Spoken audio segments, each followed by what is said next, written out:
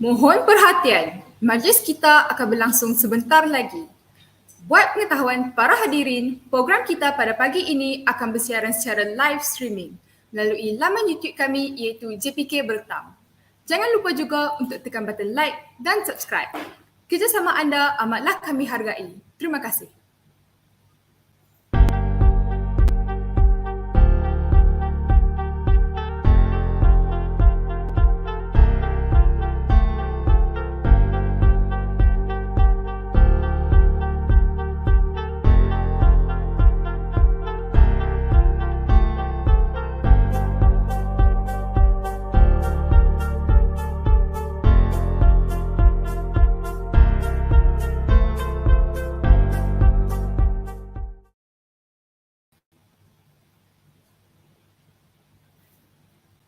Hadirin yang dihormati sekalian, majlis kita pada pagi ini akan dimulakan dengan nyanyian lagu Negaraku dan wawasan sedia warga UiTM. Para hadirin diminta bersedia.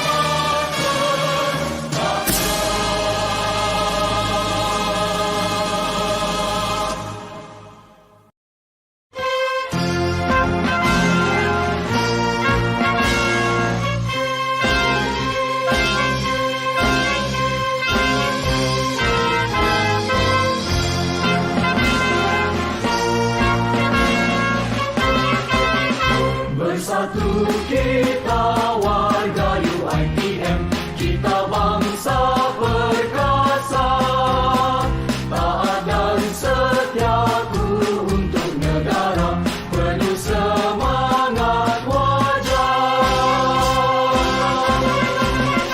Kita jangan mudah terlupa pengorbanan perjuangan anak bangsa.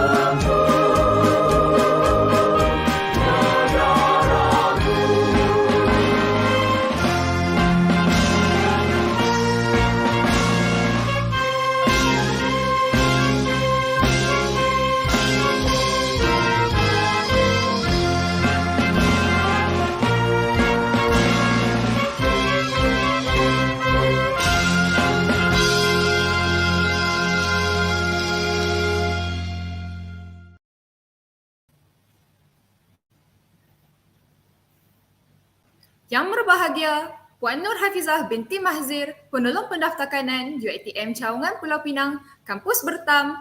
Yang dihormati Teknologis Dr. Muhammad Nabil Fikri bin Roslan, penyelaras khusus Diploma Teknologi Makmal Perubatan UiTM Cawangan Pulau Pinang, Kampus Bertam.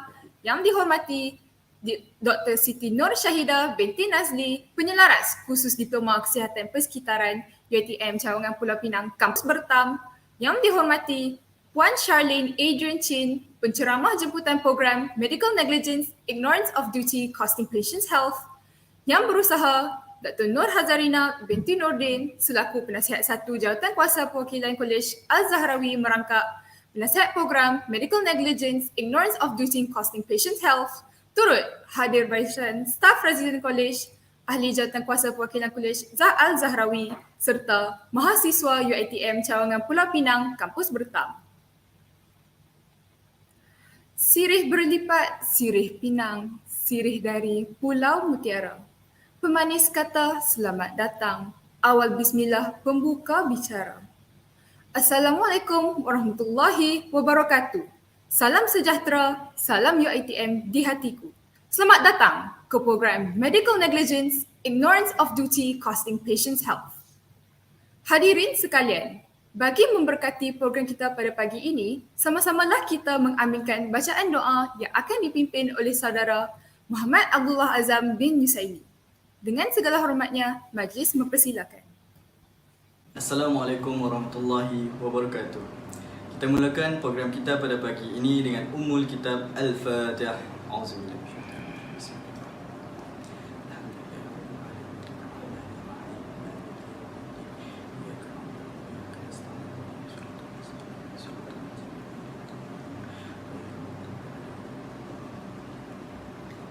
A'udzubillahi minasyaitonirrajim.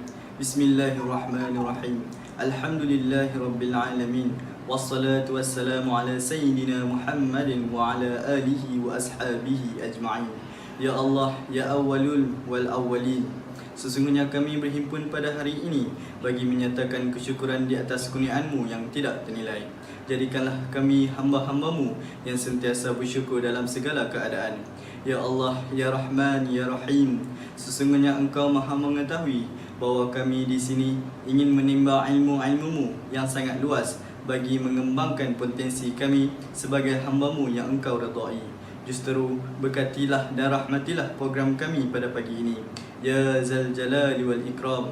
Kurniakan apa kiranya kepada kami kesihatan anggota, kecergasan minda, ketenangan jiwa dan kekuatan semangat. Semoga dengannya kami mampu mendepani cabaran, berdaya saing dan mengangkat martabat diri, keluarga dan masyarakat. Allahumma ja'al jam'ana hadha jam'an marhuma wa tafarruqana min ba'dihi tafarruqan ma'suma wa la taj'alillahumma fina wa la ma'ana wa la man yatba'una shaqiyyan wa la matrudan wa la mahruma. Rabbana atina fid dunya hasanah wa fil akhirati hasanatan wa qina adzaban nar. Wa sallallahu ala sayyidina Muhammad wa ala alihi wa sahbihi wa barik wa sallam. Walhamdulillahi rabbil alamin.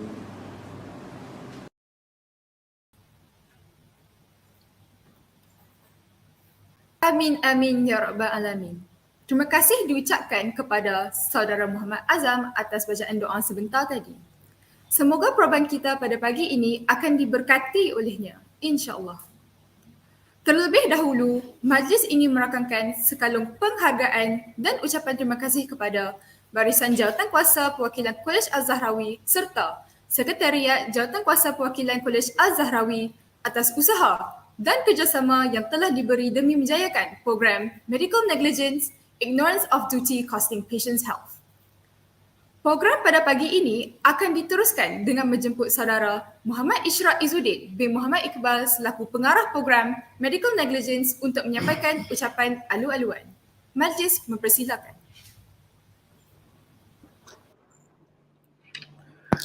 Assalamualaikum warahmatullahi wabarakatuh. Salam sejahtera dan salam UiTM dihatiku. Terima kasih saudari pengerusi majlis. Yang berbahagia Puan Nur Hafizah binti Mahzir selaku penolong pendaftar kanan UiTM Cawangan Pulau Pinang, Kampus Bertam. Yang dihormati para penyelaras kursus teknologis Dr. Muhammad Nabil Fikri bin Roslan, penyelaras khusus Diploma Teknologi Makmal Perubatan. Dr. Siti Nur Syahidah binti Nazli, penyelaras khusus Diploma Kesihatan Persekitaran. Yang dihormati Puan Charlaine Adrienne Chin, penceramah jemputan program Medical Negligence, Ignorance of Duty Costing Patients Health. Yang berusaha Dr. Nur Hazarina binti Nordin selaku penasihat 1 Jawatankuasa Perwakilan Kolej Al-Zahrawi, merangkap penasihat program Medical Negligence Ignorance of Duty Costing Patients Health. Yang saya hormati barisan staf residen Kolej yang hadir pada pagi ini serta para mahasiswa dan mahasiswi yang saya kasihi sekalian. Selamat datang, saya ucapkan kepada para hadirin ke program Medical Negligence Ignorance of Duty Costing Patients Health anjuran Jawatankuasa Perwakilan Kolej Al-Zahrawi dan Sekretariat Jawatankuasa Perwakilan Kolej Al-Zahrawi. Alhamdulillah, bersyukur kita kehadrat ilahi kerana diizinkan dan limpah kurnianya dapat kita berhimpun bersama-sama untuk menjayakan Medical Negligence Ignorance of Duty Costing Patient Health pada pagi ini. Pertama sekali ingin saya merangkapkan setinggi penghargaan dan ribuan terima kasih kepada penasihat program iaitu Dr. Nur Hazarina binti Nordin atas segala nasihat, teguran dan bimbingan sepanjang pembikinan program ini.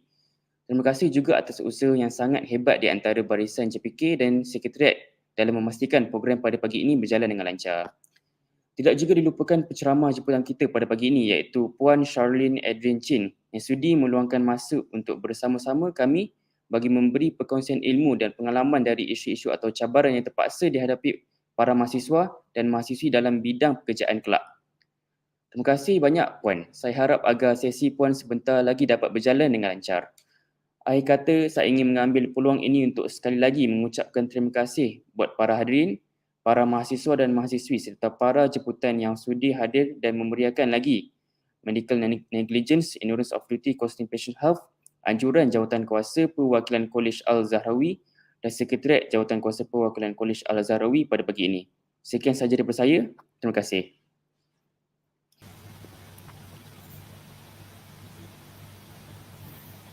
Majlis mengucapkan ribuan terima kasih kepada saudara Muhammad Ishraq Izzuddin atas ucapan beliau sebentar tadi. Seterusnya, majlis dengan segala hormatnya menjemput yang berusaha Dr. Nur Hazarina binti Nordin selaku penasihat program Medical Negligence untuk memberikan ucapan beliau. Dengan segala hormatnya, majlis mempersilakan.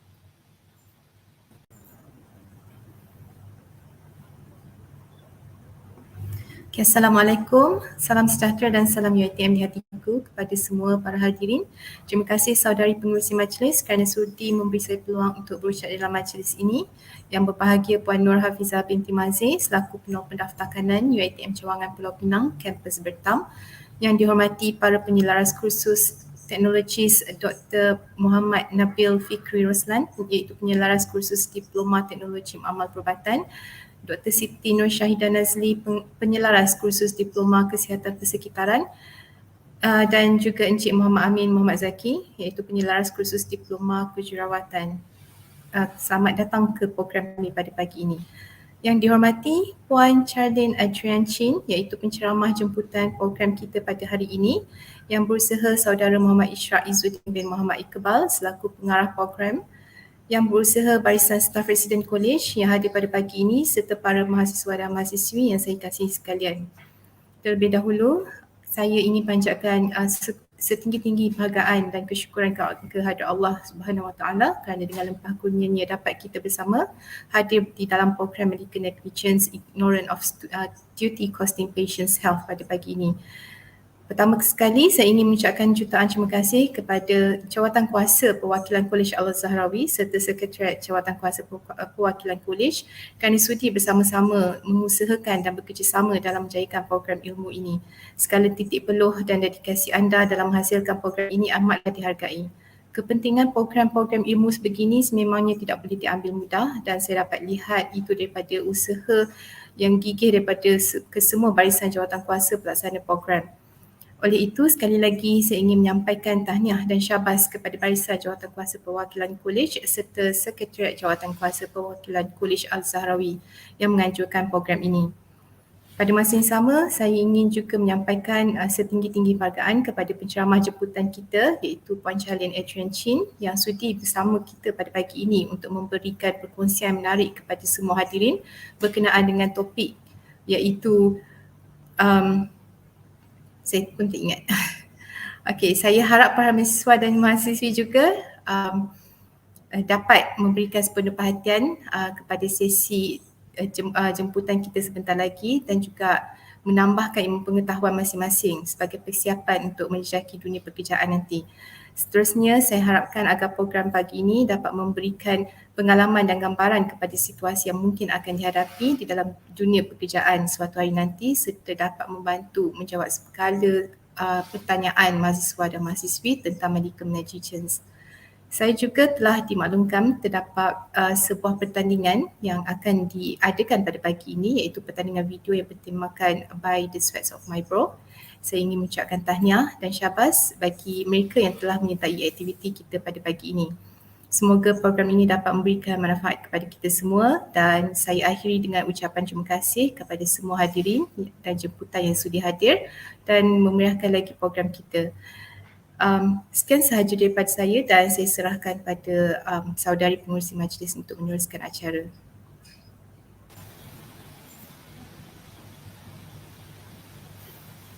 Majlis mengucapkan ribuan terima kasih kepada Dr. Nur Hazarina binti Nordin atas ucapan yang disampaikan sebentar tadi. Kini, kita teruskan lagi majlis dengan slot ceramah kita pada pagi ini. Sebelum itu, marilah kita sama-sama mengenali persona penceramah kita. Nama diberi Puan Charlaine Adrienne Chin. Beliau merupakan lepasan dari Cardiff University, United Kingdom pada tahun 2011 dan beliau mempunyai kepakaran sebagai Advocate and Solicitor of the High Court of Malaya. Selain itu, beliau telah menerbitkan artikel bertajuk A Doctor's Dilemma to Treat Amidst a Pandemic pada 13 April 2020 dan pada tahun berikutnya pula menerbitkan Legal Protection for Healthcare Practitioners Under the Emergency Essential Powers Ordinance 2021.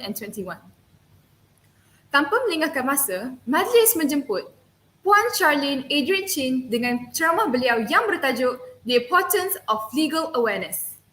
Dengan segala hormatnya, dipersilakan. Terima kasih Saudari Hanisa. Terlebih dahulu saya ingin mengucapkan jutaan terima kasih kepada pihak UiTM kerana diberi peluang untuk menyampaikan sesi ceramah pada hari ini. Salam sejahtera and a very good morning to all of you today. I will proceed straight with the session today. And as you know, it will be divided into 3 sessions. But allow me to just please share my screen first. And Hanisa, if you could just confirm once you're able to view my slides. Just hold on a second.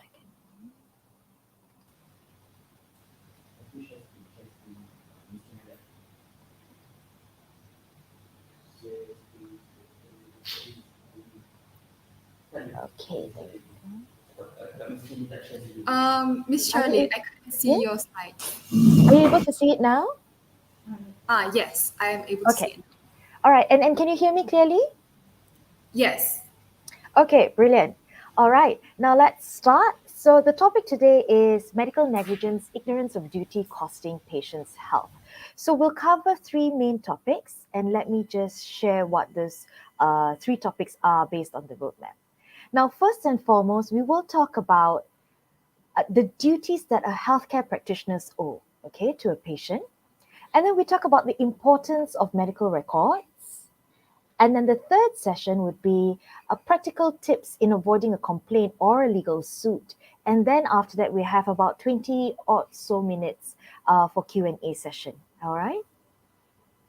Now let's start with the first session today, and that would be the duties owed by healthcare practitioners. Now, what are the duties that we owe? And I want you to just think about from the time the patient walks into a clinic and up until the time the patient leaves. So that's how we're going to think, all right? Now, when I say doctors, I also mean healthcare practitioners. So it's actually, it applies to a wider audience, if I could use that term, okay? Now, the first duty is to diagnose and treat. When the patient comes in, the patient will tell you, okay, this is what my complaints are, and then you would examine, okay? And you examine in order to come to a diagnosis, right? And then after that, you would, before you propose treatment, you should actually advise of risks, okay? So it's divided into 2. You've got the diagnosis and treatment on one hand, and you've also got the duty to advise of risks. Now, we will go into the reasons as to why the courts have devised two different duties and why they're not the same duty.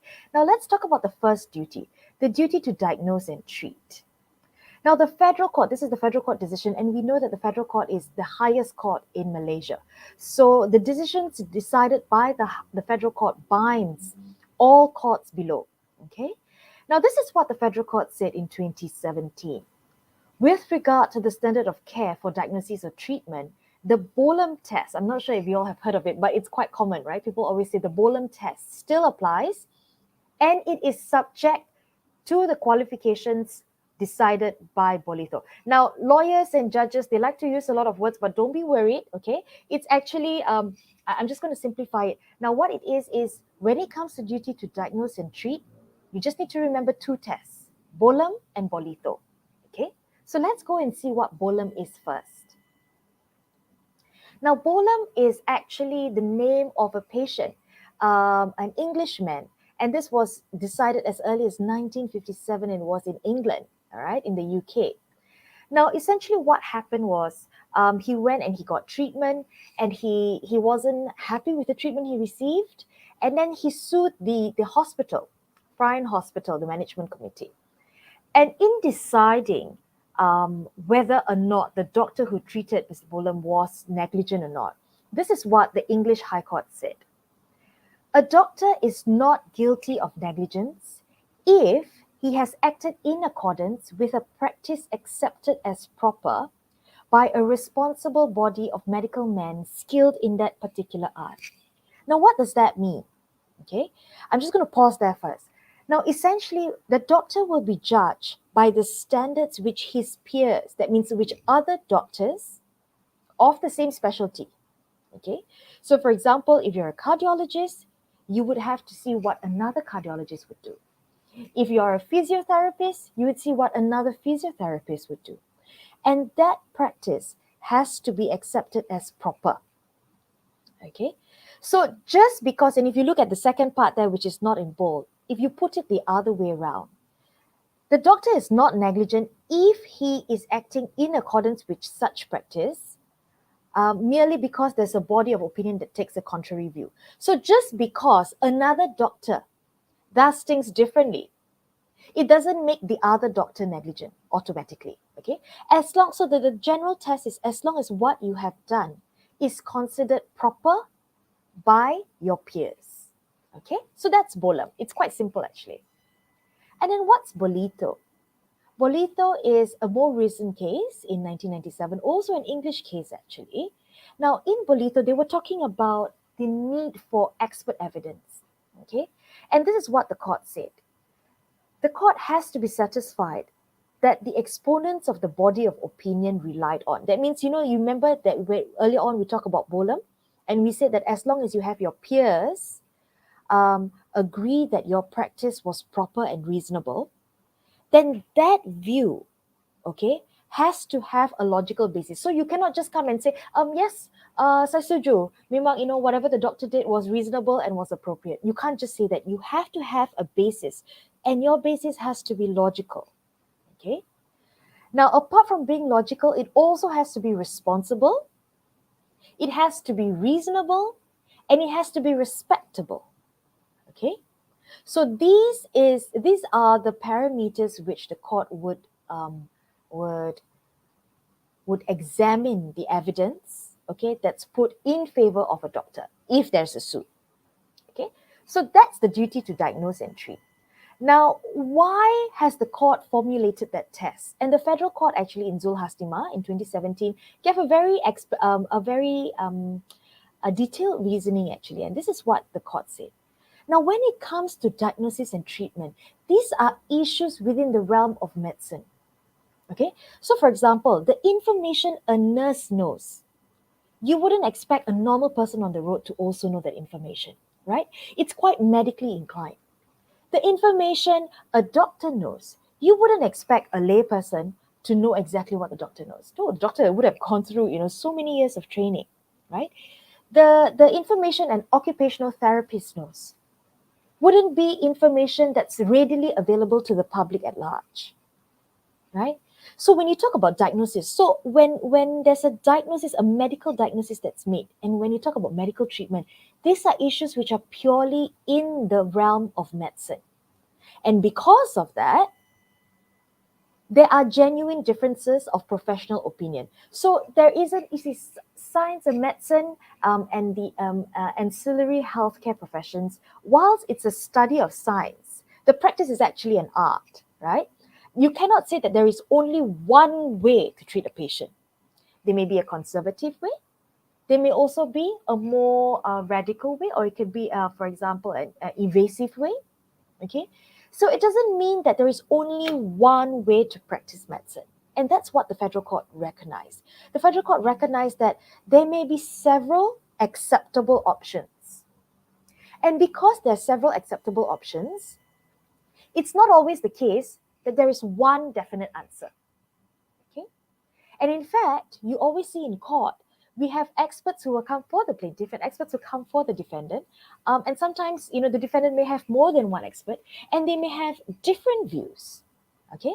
But does that mean that the court has to choose only one view? Not necessarily. Okay? So because of this, and because the courts, who is sitting in the courts, the lawyers are legally trained, the judge would also be legally trained. Right? So we are not equipped to make these medical decisions, and that's why we need medical experts to come in, right? And the test that requires medical experts is actually the Bolam test. So your peers, so for example, if a cardiologist is being sued, he will get another cardiologist to come to court and testify as an expert, okay? So now we are clear. When you talk about the duty to diagnose and treat, you need to ask your peers and you need an expert to actually come in and testify that what you did was appropriate. Okay, and that's why the next topic is expert witnesses. Now, the courts have actually recognized that in certain areas, we need experts. And medical issues is actually one of those areas, yeah? Okay. And actually, experts in this case, it's a judge in UK which says that expert witnesses are in a privileged position because only experts are permitted to give an opinion in evidence. So just to give you a background, people who are sued in court, you can only go and testify based on the information or the facts that you are aware of, okay? Information which you have personal knowledge about. You cannot give your opinion, okay? The only person who can give an opinion would be experts. So they're in a very special position actually when they come and testify in court. All right, now we go to the second duty, the duty to advise of risks. Now, before you give any treatment, or for example, if you are, let's say, for example, if you're a nurse and you are, usually the advising of the risk will be done by the doctor. But in certain circumstances, duties which are delegated to nurses, for example, if it's drawing blood from the patient, okay, you will just say, all right, I'm just going to use this needle. I'm going to prick your arm, and I'm going to draw blood from you. It shouldn't be too painful. All right. Worst case scenario, you might feel a little bit of bleeding after that, but it should stop fairly soon after. Okay. So that actually is the advice of risk that we're talking about.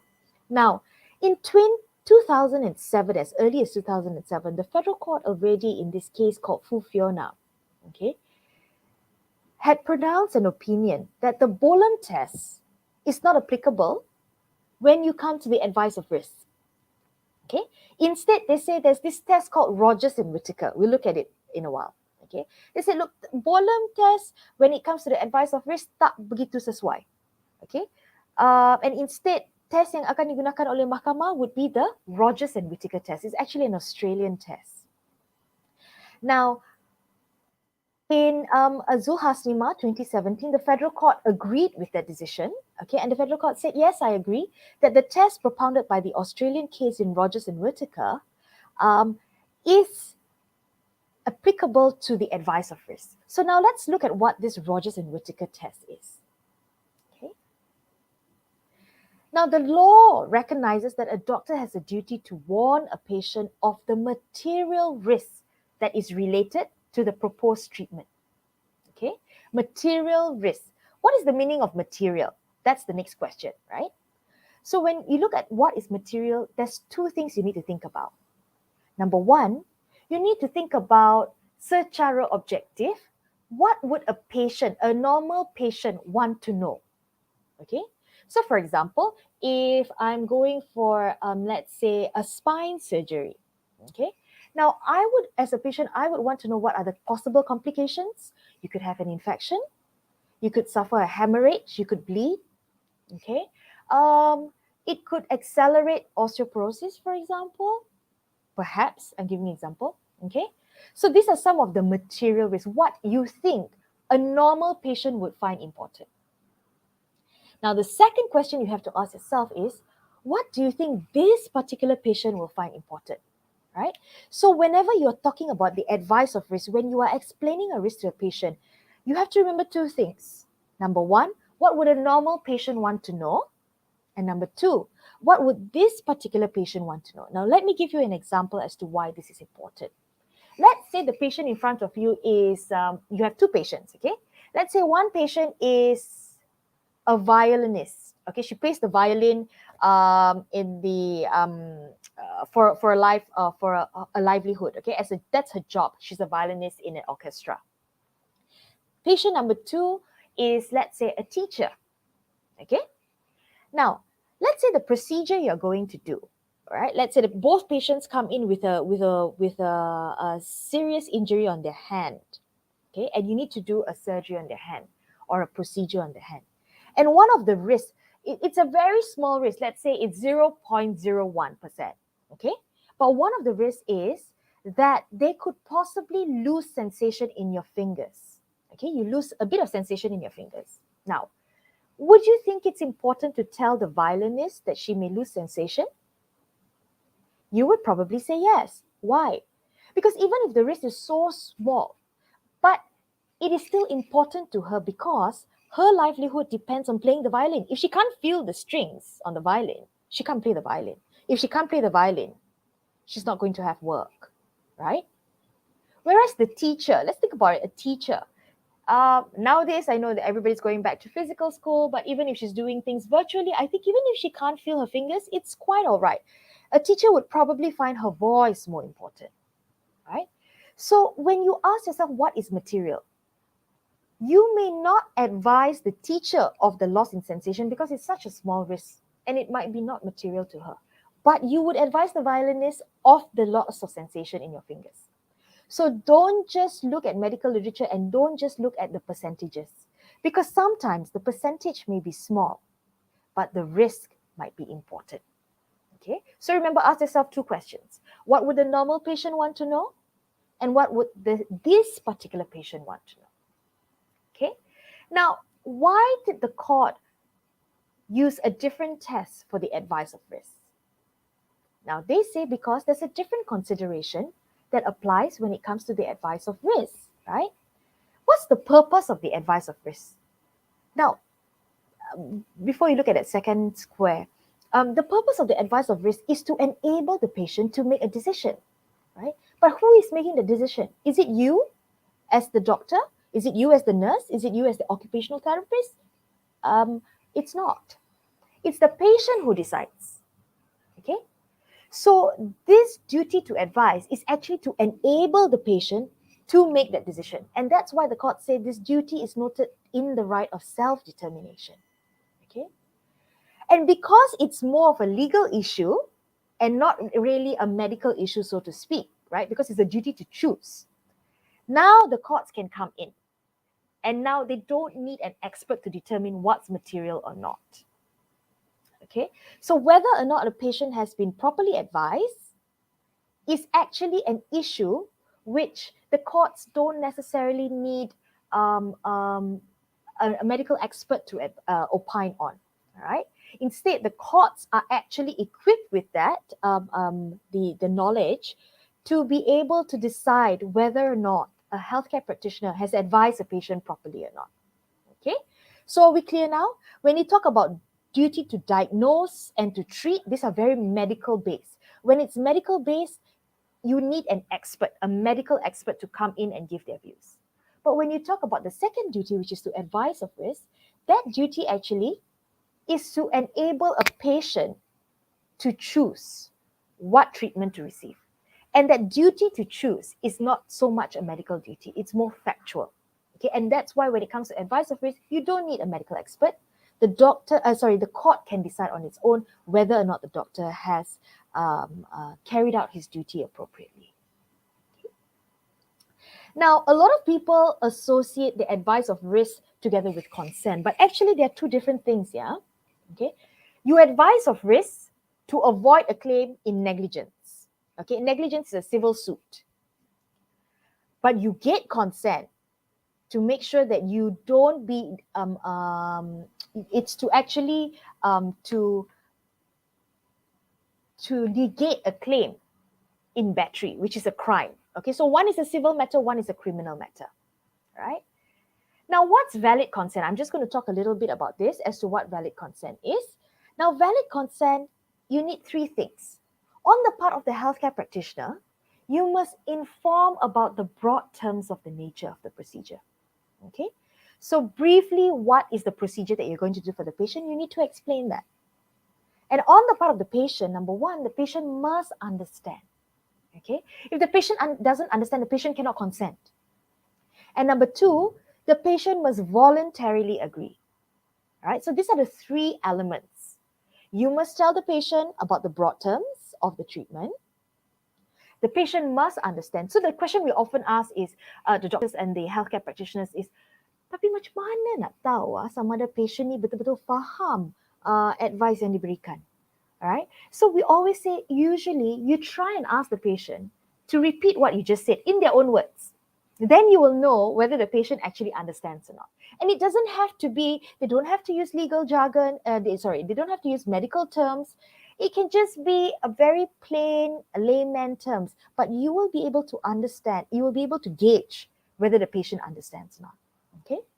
And once the patient understands, the patient has to make the decision. You cannot force the patient. Okay, the patient has to voluntarily agree. That's valid consent. Okay, so just to summarize, there are two main duties. One is the duty to diagnose and treat. Remember, that's the Bolam test and the Bolito test. You need an expert to come in and say, yes, this was the appropriate treatment. The second duty is actually the duty to advise of risks, R for risks. Okay. And what's the test there? It's the Rogers and Whittaker test. So you have to ask yourself two questions, remember? What would the normal patient think important? And the second thing would be what this particular patient finds important. Okay, so those are the two main duties when we talk about negligence. I'm just going to do a very quick time check. Oh, okay, we're really on the dot. That's brilliant. Okay.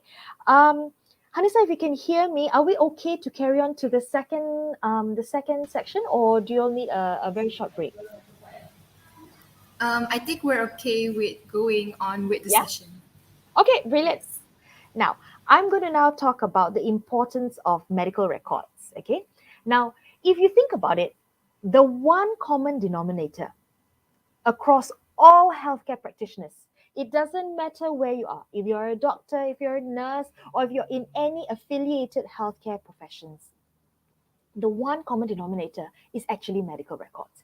Everybody in the healthcare industry cannot run away from medical records. And that's why I think it's so important to emphasize on what the laws surrounding medical records are.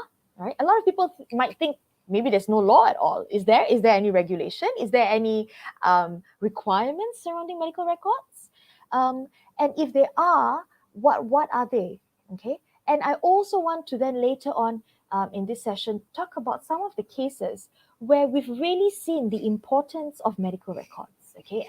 And we're able to see real life examples of what happens if you have good records or what happens if you don't have good records. All right. Now let's start. Let's look at your statutory duties.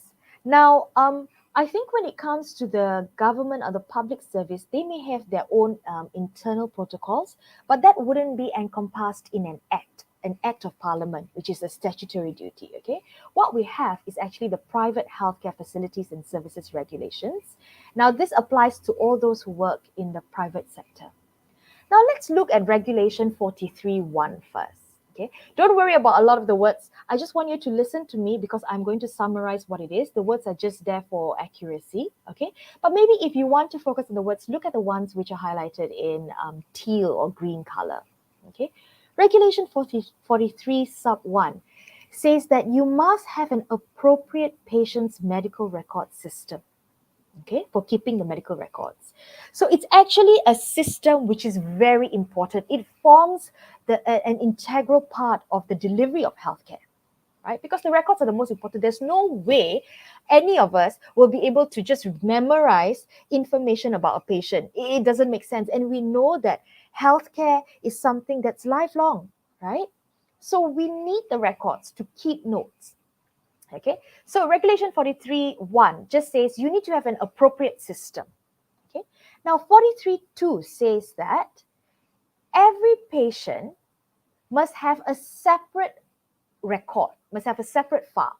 Okay, you cannot mix and match. You cannot jumble up the records for a variety of patients. You cannot say, okay, this is one whole family, I'm just going to put all the records together. No. Every single patient that you attend to has to have a separate medical record, a separate file. Okay? And you also have to make sure that this system that you have is able to safeguard the information in these records against any loss. So you must make sure it's not easily lost. Okay? It also cannot be tampered. This is very important. We'll look at it later. Or used by unauthorized persons. Okay, so it's not just a question of having a system.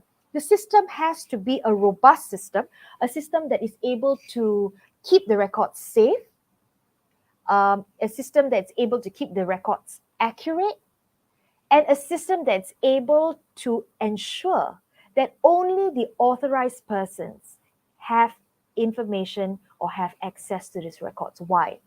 Now, I'm just going to diverge very little while. I won't go too much into it because it's an entire area of law. But the reason why we really have to safeguard is because, number one, this information is confidential. And number two, under the Personal Data Protection Act, PDPA 2010, medical information and medical records are defined not just as personal data, they go a step further, it's actually defined as sensitive personal data. That's how sensitive it is, okay? Now, what else does the regulations require us to do? Let's look at 43.4. Now, all your entries must be dated and authenticated. And that's why you will see there's always the date, the time, and for nurses, those of you will know, and even for doctors, actually, all of you should know. You will put your initials there or your signature, right? Doctors usually will have a chalk, a stamp, okay? Because it's actually required by law. All right. And there's a reason for that, right? Because if there's no point in me writing this information if I don't know who wrote that information, because if there's anything that I need to clarify, I wouldn't know who to go to. All right. And secondly, and I think quite importantly, and you always hear these jokes about, oh, doctor's handwriting. Let me just tell you, it's true. Okay. Sometimes I receive the medical notes and I'm like, oh my gosh, I don't understand a single thing. They use shortcuts, and that's fine. You can use shortcuts. But it has to be legible, okay? It has to be written in ink. Why ink? To make sure that you cannot just easily erase it, okay? It's even better if it's typewritten or recorded. And now we're seeing, with the insertion of telehealth and telemedicine, we're seeing more of things being electronic medical records. Things are being typewritten and they're actually recorded, for example, if you have telemedicine, all right? So that's another duty. What else? Regulation 44.2. This is very important, and I'll tell you that actually, whilst healthcare practitioners may not be aware, this is by large the regulation that's most disputed in court. Okay. Now, what does Regulation 44.2 say? It says that the patient's medical records shouldn't be taken out from the healthcare facility. So that means shouldn't be taken out from the clinic or the hospital, except under a court order. And when you take it out, you must make sure that you either keep a copy of the records, okay, and the original must be returned to the hospital or the clinic once you've already used it for whatever it is you need to use, all right? So remember, you can only take out the originals if there's a court order. Now, in this case, Nurul Husna, it's a High Court case decided in 2015. Now, Justice Fazir was the name of the judge. He was a High Court judge at the time. He's now a justice of the Court of Appeal. And this is what he said. if you read Regulation 44.2 carefully, it shows that actually the intent is to make sure that the original copies are always secure. Okay? So the original copies you cannot remove from the hospital or the clinic unless there's a court order. But you may give a copy of the records in certain circumstances. Okay? Now, the court also went on to say that this mainly deals with the security of the original medical records. A lot of people misconstrue it to say that, oh, patients cannot have access to the medical records. It's their data. So they should have access. I mean, that's logical, right? And a lot of people like to quote Regulation 44.2. But the court clarified that actually when you talk about 44.2, I'm talking about security of the original documents. That has to make sure that it's always in the hospital, can only be taken out when there's a court order. But if the patient wishes to access his medical records, a copy may be given, and sometimes they would, as a matter of safety, just go to the court and say, look, the patient wants a copy. Is it okay if I give a copy? And the court say, please grant the patient a copy, and then you just give a copy. All right? Now, we're still under statutory duties, and in this case is Amrit Singh, okay, also a 2015 case.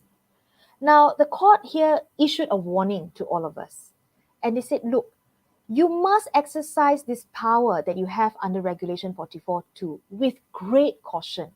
Okay, so it's not a question where you say, oh, okay, because 44.2 talks about security and not access, therefore I can always just give a copy to whoever it is who requested. But no, you shouldn't do that. Okay, and why should we be careful? Because the communication between a doctor and patient is confidential. We know that, right? It's such sensitive data. Okay. And public interest demands that such confidentiality be honored and safeguarded. Okay? If not, then every patient will be vulnerable. The whole world at large will be aware and privy to our medical information. All right? So that's statutory duties. Now, let's talk about the period of retention. How long do I need to keep these records for? Do I keep them for a while? Do I keep them until the patient discharges? Do I have to keep them forever? What's the position in law? Now, Regulation 45.1 says that you have to keep your records for the period specified under any written law pertaining to limitation period. This is typical of lawyers, right? You ask them a question, they don't give you an answer. They just say, oh, okay, the period would be any period that's specified by law. So what's the law, right? Let's look at the Limitation Act. It should be 6 years from the date the cause of action accrued. All right. So usually, if a patient wants to bring a claim, an adult patient wants to bring a claim, then they have 6 years from the time of the incident that they're complaining of. Okay. But please bear in mind, Section 24 of the Limitation Act provides that if a person is under a disability, so for example, if they don't have mental capacity or they are mentally handicapped, okay, or if they're a child, a minor, then the 6 years starts from the day they stop to be under a disability. So to put it very simply, if you're talking about maternal records, if you're talking about a child's records, the 6 years only starts once they reach 18 years. So you have to keep it for at least 24 years. Yeah, that's a very long time. And that's why gynaes, obstetricians, nurses in the ONG ward, and people who are dealing with expectant mothers and children, you have to be very careful with your records. Your records need to be kept much longer than an adult's records. Okay? Now, what about common law duties? What does this mean? So you remember when we talked about earlier on, the first point was statutory duty. Statutory duty means there's actually a written law that demands you to do this. When you talk about common law, it's law that's been developed through the courts and through court cases that have come in. Okay. Now let's look at this case. This is actually New South Wales. It's an Australian case, and this is what the doctors here said. The doctors and the healthcare practitioners, the court said this, has a duty to maintain up-to-date records on the entity responsible in the practice for patient records. Okay, so not only because you have control over the records, you have to make sure it's updated. Now, what does this mean? Of course, you have to be reasonable in your duty, right? It doesn't mean that, you seek out the patient and you continually update, even if the patient doesn't come and see you. No, that's not what it means. But every time the patient comes and consults you, you have to make sure that the medical records are updated. So you shouldn't leave records to be entered or recorded at a later date. I think that's what it's trying to say.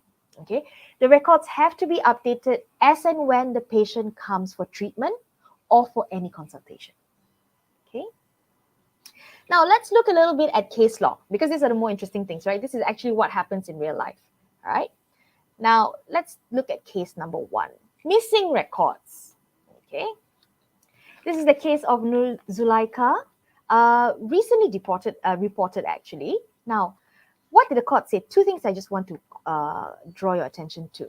Now, the court was of the view that the first defendant, which was the hospital, okay, was negligent. Why? Because they had breached the duty in failing to keep any records of the plaintiff's antenatal care and birth, okay, in particular medical records of the 24th of February 2003. So what happened here? Now, the hospital kept the records for 8 years. Now, 8 years, you would think is very long, right? And you would think that under normal circumstances, since the limitation period is 6 years, 8 years is okay.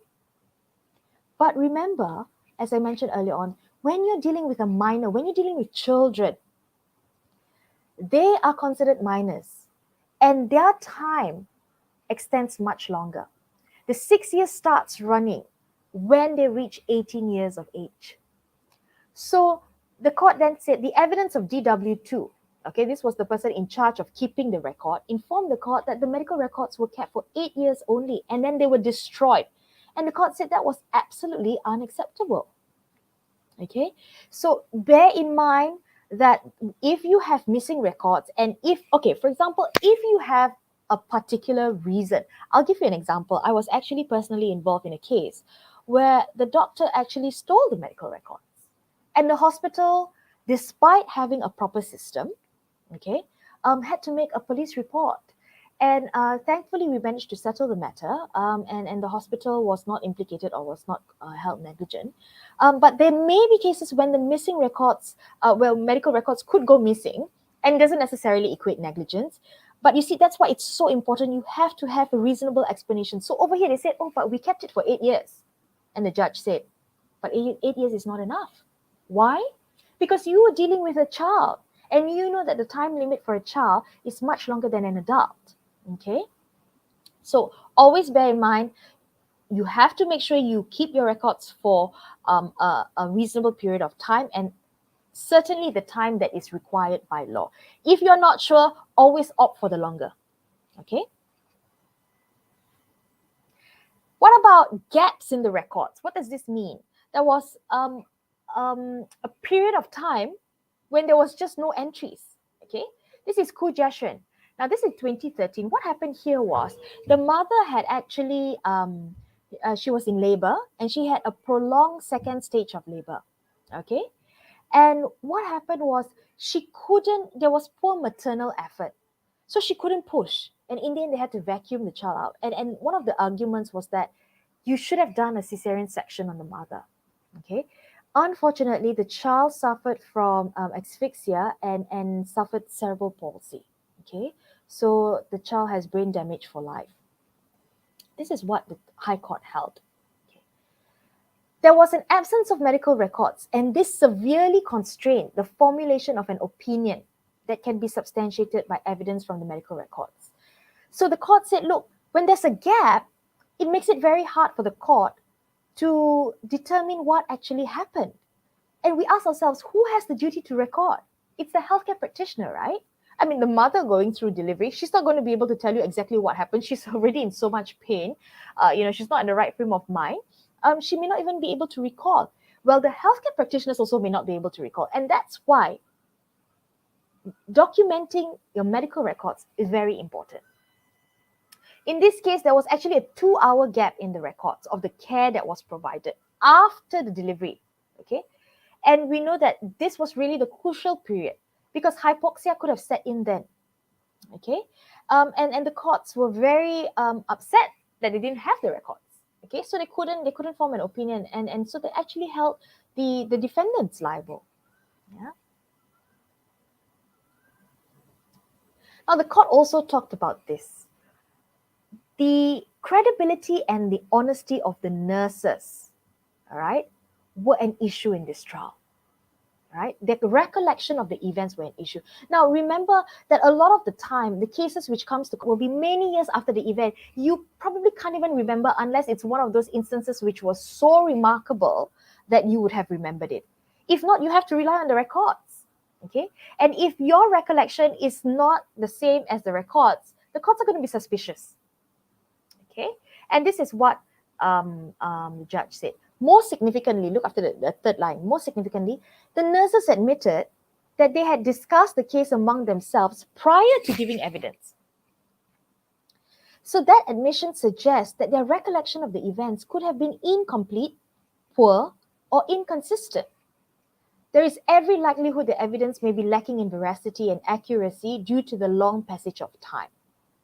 Now, this observation is fortified by the fact that their oral evidence is not consistent with the notations in the contemporaneous documents. In all the circumstances, the court finds the evidence of the nurses and the two doctors had actually departed from the objective evidence and the documents. So the court said, no, I'm not relying on your evidence, okay? So that's why your medical records is very important. Whatever you write down will be a guide later on if anything happens. Okay, and that's why it's so important to make sure whatever you write down is accurate. Okay, and when we talk about accuracy, I want you to also think about the way you phrase things. Okay, that's also very important. I'll deal with that in the third section, actually. Okay, what now about we talk about illegible records? What about records which has a little bit of chakar ayam elements in it? This is a Singapore case. Okay, it went before Singapore Medical Council, so this is actually a disciplinary proceeding, right? And what here was actually that the Singapore Medical Council said, look, properly kept medical records is the basis of good management of a patient, okay? And in this case, the respondent here, the doctor here was Dr. Yong, and his notes were not only scant, that means they were very brief, okay, very little information, but they were also illegible. Okay, now I'm just going to pause here and tell you about a real experience I've had. I've actually had doctors, I know it's funny now, but when you're the lawyer, you don't find it funny, okay?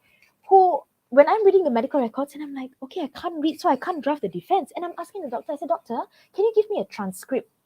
Okay, so okay. He looked at the records and he calls me up and he's like, Charlaine, I'm sorry, but even I can't read my handwriting. Oh my gosh.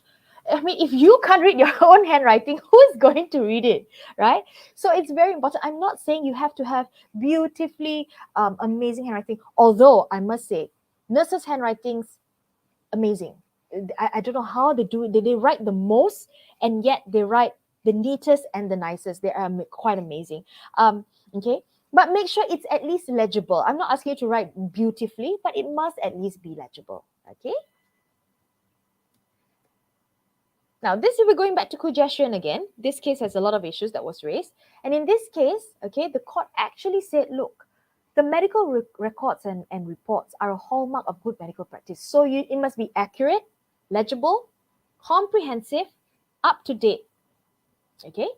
And that will then contribute to easy recall of what actually happened, all right? Now, these are some of the takeaway points. Remember, medical records are confidential. You cannot just simply give any information. And that includes posting on social media. I will deal with this in the third section. Okay. You must make sure that you keep it safe and there must be a proper system in place. Okay. Make sure your entries are dated and they are authenticated. You must sign or initial. What else? Remember to retain your medical records for the appropriate period of time. Okay. And if you're not sure, always ask for legal advice. Be comprehensive and be accurate in what you write. Okay, so you all actually have to apply thought. Okay, and please make sure that your writing is legible. All right. So, in summary, now good records, excuse me, is the backbone of a strong defense. And I'll tell you that from experience. When I have good medical records, I'm more confident in going to court. It makes it easier to argue the case for the healthcare practitioners. We generally do only defense work, so we're always for the healthcare practitioners. And we find that good records, it's very hard to go against records which were prepared at the material time. Because when we go to court, the patient will always say the opposite of what the nurses say, the opposite of what the doctors say, the opposite of what the healthcare practitioners say. Because that's the reason why they're in court, right? Because they're unhappy, they're angry, right? But the one document that would be prepared at the material time, which is what is called contemporaneous, would be your medical records. So good records is going to be your best shield. And for those of us who are football fans, you will know that poor records is like an own goal. Okay, it's terrible. You cannot run away because it's in writing. Okay, and it's for everyone to see. So it really either works for you or it works against you. There's no in between. All right. Okay, I'm just going to do a time check. I am about 3 minutes early. That's great. Hanisa, are we okay to proceed with the third section? Yes, Miss Charlaine. I bet the viewers would be very delighted to hear the next one. Thank you. All right. Now I know that it's I've probably been speaking for 45 minutes or so. So this final section, I've tried to make it as interesting as I possibly can. Okay, so I'm going to use more images as opposed to words, because before this, there were so many words that were coming up on my screen. So let's just look at the first one. Okay, so basically, these are 10 practical tips, okay, that I'm going to give you based on my experience in this industry. Can anyone guess what the first one is? Obviously, the word down there is a giveaway, okay? But if you can see, it's in the operating theatre, and the only thing you can see, one of the, I don't know if it's a male nurse or a doctor, is holding, is the patient's feet. I don't know where the patient is, but judging from where the male doctor is looking at, the patient's probably on the floor, right? And the point here is communication. Communicate effectively, all right? Don't be afraid of the language that you use, but the language is important. So for example, you may, I grew up in Sabah, all right? So we speak a lot of Malay. We do speak, actually it's quite rojak, all right? Our Malay is quite different. It's very baku, and certain words we use are different. So for example, if you're a doctor or if you're a nurse or if you're a healthcare practitioner that's practicing in Sabah or the interior parts of Sabah, for example, you would have to use different words because the level of education of your patients are going to be different. If you're practicing in HKL, right, you may also use different kind of language because the people who you come across might be slightly more different in terms of education, in terms of demographics, okay? But the point here is you must make sure you communicate effectively. Make sure the patient understands. Don't use medical jargon. I know it's easy, but the patient sitting in front of you didn't go to medical school, okay? So for example, if you're doing a hysterectomy and you tell the patient, all right, I'm going to do a hysterectomy on you now. You might suffer some hemorrhaging. There might also be some infection, which could ultimately cause sepsis. The patient will be like, what hyster what? Okay. So for example, I'm just going to repeat whatever I said in layman's terms. I'm going to carry out a hysterectomy, which essentially is the removal of your womb or your uterus. Okay, so the entire portion where the organ that you need to use to conceive, we will have to remove that because of ABC. Now, some of the complications you may suffer would be bleeding, that's hemorrhage, right? Okay, and if there is an infection, in very, very severe cases, it can cause blood poisoning, which is sepsis. Okay, so you sometimes have to make that switch. I know it's not so easy, but if you make it a habit, okay, it can be done. All right. So just bear in mind, communication is the most important thing. And why did I put it as number one? There's a reason. I'll tell you that a majority of my cases in court, a majority of my disciplinary proceedings, either before the medical council, the dental council, or any disciplinary council, is usually miscommunication. The patient will sit down there and just say, tapi doktor kata macam ni, macam ni, macam ni. Nurse kata macam ni. And then in the end, I find out that they did something else. And the doctor will be like, no. Why would I say that? I said this. So it's a miscommunication. All right. And a lot of times they're angry because of the miscommunication. Okay. Number 2. Can anyone guess what this is? time of death, and the patient's like, hey, I'm not dead yet. It has to do with establishing good relationships. Don't rush. Time is of the essence. The number one thing I get told by my clients is, Charlaine, I'm very busy, I don't have time. And in my mind, I'm like, okay, but everybody is busy. Everybody has the same amount of time. Everybody has 24 hours in their day. Manage your time appropriately, all right? And do not rush. You want to focus on establishing a good relationship with the patient. And I'll tell you, sometimes the healthcare practitioners who build a good rapport with the patients, even if there's a genuine mistake, chances are the patients are more understanding and more willing to forgive. Because they know when you have that good relationship, the patient will know that you don't mean harm. No doctor, no nurse, no healthcare professional goes out with the intention to harm a patient. I can tell you that. I mean, well, if they are, they're very rare. Okay? So you need to establish the rapport. You need to make sure that the patient knows that you are present, you are there. I am here for you. Okay? It can get very tiring. But guess what? That's the call of your duty. Never forget that. You and I are both in a profession where the heart or the core of our duty is to help. It's a very simple word, but it's a very powerful word. All right? So always remember that. Yes, there's a million and one things. There's the administrative part. There's the notes. I have to answer to my superior. The consultant is coming. So-and-so is asking. I've got a million and one patients. One step at a time. One step at a time. Okay? Always remember that. Number 3. What is this? We talk about eligibility. So if you look here, it says, if pharmacists spoke like doctors wrote, you wouldn't understand a single word that the pharmacist behind the counter is saying, right? I don't even know what writing that is. Okay. Now, remember, it's important, apart from communication, documentation is so important. And I cannot emphasize more than repeating it 3 times. Document, document, document. If you talk about healthcare professionals and you ask them what's their number one fear, I'm telling you, a large number of them will say fear of being sued, fear of receiving a complaint, fear of facing a disciplinary action. And I'm telling you that the one thing that's going to be your savior, the one thing that's going to help your defense is the documentation.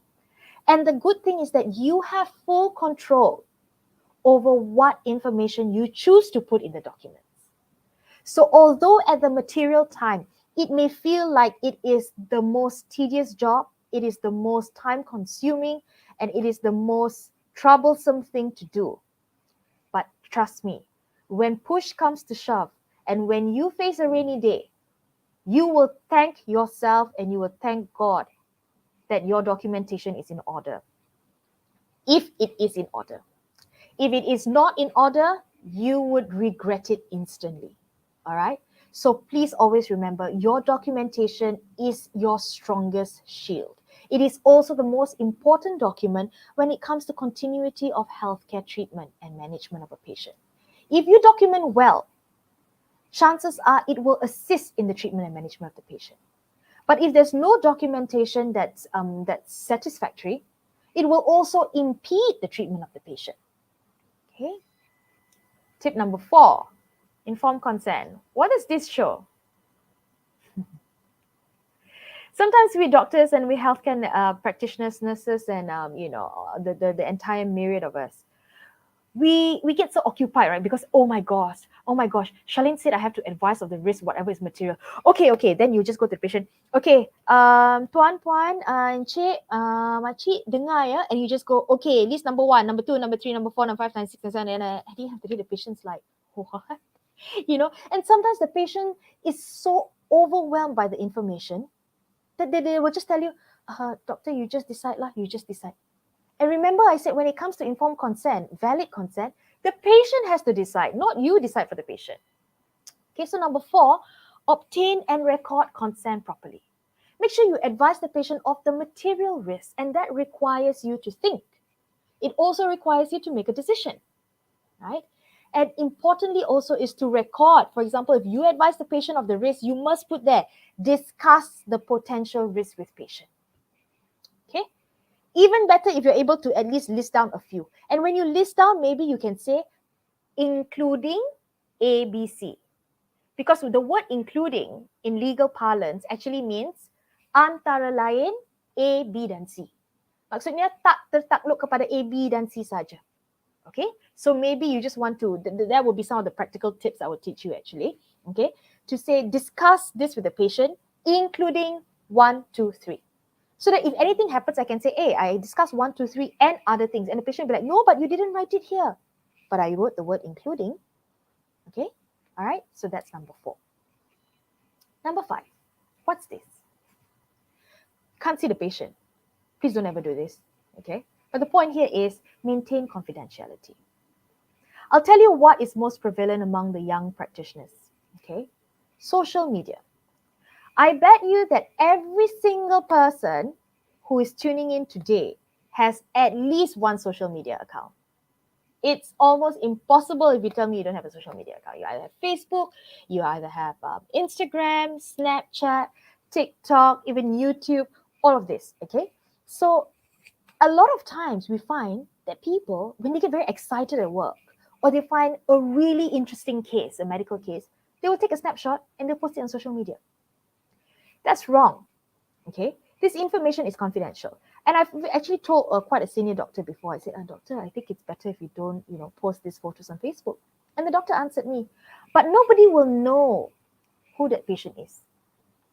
You think that patient won't know? You think that patient won't know how their hand looks like? You think that patient won't know how their leg looks like? Even if the patient doesn't know, if it comes to the attention of the patient, you are in hot water. Even if it doesn't come to the attention of the patient, you would have breached your duty of confidentiality, right? So we have to be honest to ourselves as well. These are very private, very confidential, and very sensitive things that we're dealing with. Okay? Some patients may not want others to know that they have a particular sickness, for example. Some patients may feel embarrassed. Some patients may feel lonely in their journey, and we have to respect that. Okay? So always remember, confidentiality is a very important duty, and it's a duty that lasts even after the patient's death, yeah? Okay? Even after the patient passes away, you still have the duty to maintain confidentiality, right? Number 6. Can anyone guess what this is?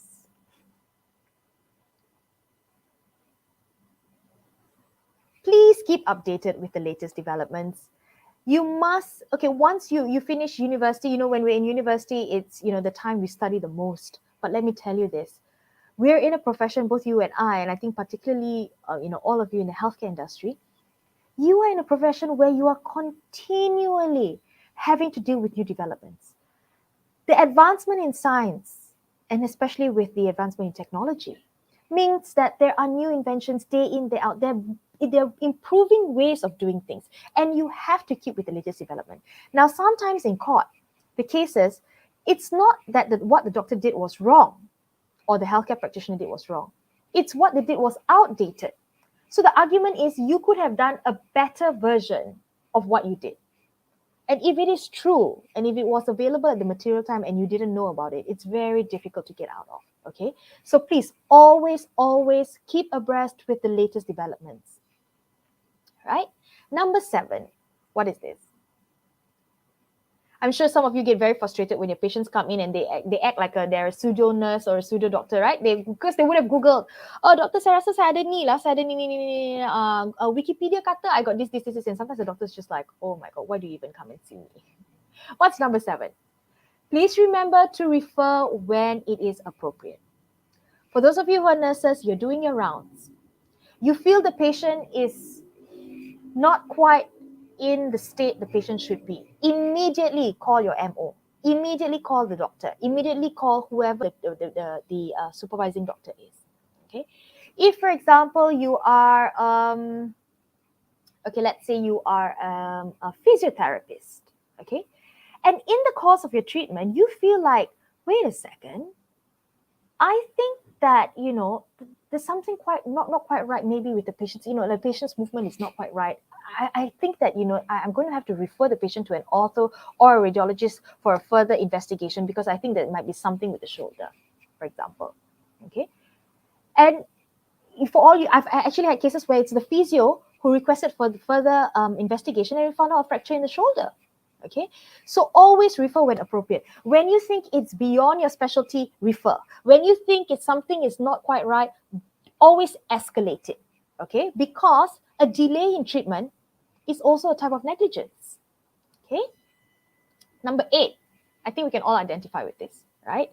It's not just in your profession. Sometimes in life, we just want to be an ostrich, right? Sometimes we're just so overcome by the difficulties we face, by the problems that we face, that we just want to hide away from it all. And sometimes we think that when we hide, just because we can't see the problem, we think the problem is disappeared. Let me tell you this, the problem will stay, okay? Do not avoid problems. What am I referring to? When you have a tough patient, when you have a difficult patient, all the more you need to focus, all the more you need to give them the attention, all the more you need to do the right thing. When you receive a complaint, it's very easy to get scared and you just hope and pray that someone pushes it under the rug. No, you have to address it. When you receive a suit, or sometimes you don't even know how the court documents look like, because I mean, you would not have received one, okay? But the minute you see like dalam mahkamah session, mahkamah tinggi, mahkamah magistrate, whichever state you're in, what do? You should immediately get advice, okay? Don't avoid your problems, because avoiding your problems is only going to exacerbate it. It's only going to make it worse, all right? So I'm going to encourage you, all of you, you are still very young. Muster the courage, okay? And face it on step by step, with as much dignity and integrity as you possibly can, all right? Don't throw it under the rug. Don't avoid it, okay? You will, because sooner or later, you're going to have to deal with it. So I would rather you deal with a small problem instead of dealing with a bigger problem later. Because the difficulty is, some issues you may be able to undo, but some issues you can't undo. And what are you going to do when you can't undo it? That's the difficulty, okay? Number 9. Do you want to share my umbrella? Okay, but it feels like I'm still getting wet. This is actually quite important. You may not have thought about it yet, but let me tell you that actually it's required under law. You have to have proper indemnity and proper insurance, all right? Now, I like to use the analogy of an umbrella. You want to make sure you have the umbrella with you for a rainy day, so that immediately when it starts to drizzle, the first drop falls on you, you take up your umbrella. It will keep you dry. If you wait to buy an umbrella only when it starts raining, chances are you would be wet. And it's just a question of how wet you're going to be, right? So always, once you're in practice, make sure you are covered sufficiently by your indemnity or your insurance. It's very competitive now outside. The rates are very good. So please don't stinge on this. Don't save your money and try not to, get indemnity or any insurance, because when it rains, it really pours. And we now know, and maybe we can do, it's a topic for an entire day altogether. If you look at the court awards of cases of medical negligence, we're looking nowadays at an award of 5-6 million. We don't have that money. Well, I don't have that money, okay? And it's ridiculous. And you don't know, that's just one suit, right? And you don't know when you're going to get hit. God forbid, and we pray that God always keeps us safe. But we don't know. And sometimes you can even be sued when you do nothing wrong, right? So it's always good to have insurance and indemnity. And I'll tell you what it will also give you. It will give you peace of mind. And when you know you are covered, you will be able to practice better. You're able to practice more effectively. You're able to practice more freely. Okay? And the final one. Can anybody guess what this is? Unfortunately, I can't hear you, but I do sometimes wish I could. My final tip is, please obtain legal advice promptly. I'm not saying this because I'm a lawyer. I'm saying this because I have seen firsthand how doctors, nurses, healthcare professionals in general have refused to contact a lawyer. I don't know if it's because they think we're expensive, we're not, or they think that we are afraid, or they think that lawyers will escalate it. I'm not quite sure. Okay, maybe you all can perhaps share with me later on in the Q&A session after this. A lot of people always don't like to go, maybe because it's a realization that things are getting serious, perhaps. Please, the minute you think you are in trouble or the minute you think you need advice on the way forward, get legal advice. A lot of us are more than happy to just, tell you briefly, this is what you need to do. All right? Because if you don't, you may find yourself in deeper water than you were initially. All right? And I think you need to understand, for example, if it's a suit, you're talking about dollars and cents. You're talking about paying out. That can be very stressful. Okay? It can ruin an entire family's saving. It could ruin an entire career. If you're talking about a complaint to the medical council, and sometimes people think, because it's not in court, it's not serious, it's just the medical council, it's just the dental council, it's just a disciplinary proceeding. But what's at stake in a disciplinary proceeding? Your license, your profession, okay, your entire career. So either way, there is a lot at stake, okay? And the reason why we say, approach lawyers, it's just the same as you would tell a patient, the minute you think there's something wrong, please come in for a consultation and see your doctor or your GP or whoever it is, right? Don't wait until your condition is critical and then you come in. Why? Because what can be done in a critical stage will be limited, right? When a patient's in a critical stage, you are just life-saving, you're just doing whatever is necessary, and you are just addressing the big issues to make sure that the patient continues, living and the patient recovers. It's exactly the same mentality. You come to a lawyer early, from the beginning, we are able to see you're going to have an issue here, here, here, here, here. So this is how you should approach it. Even, for example, private practitioners sometimes will come to us when it comes to writing a medical report. Why? Because usually the medical report, the patients will go and then ask other doctors, hey, this is what the doctors say. You think I can sue? You think the doctor did anything wrong? And if you're not careful with the words that you use in the medical report, or if you divulge too much information, or if you don't put in important information, you find yourself stuck, right? Because they'll later on say, but you didn't put this in a medical report. Why? And then you will be alleged to have made it an afterthought instead. So that's the reason why. Basically, the point here is go to the professionals as soon as you think you need their guidance. All right? That would be the 10 top tips, I think. There are many more practical tips, but if I had to summarize them, this will really be them. Okay? I will now go over to the Q&A, and before I hand over the time back to you, Hanisa, I just want to again thank you all so much for this opportunity. It truly has been a pleasure. Thank you so much for your attention, and I'm just going to stop sharing my slides, and we will take questions now.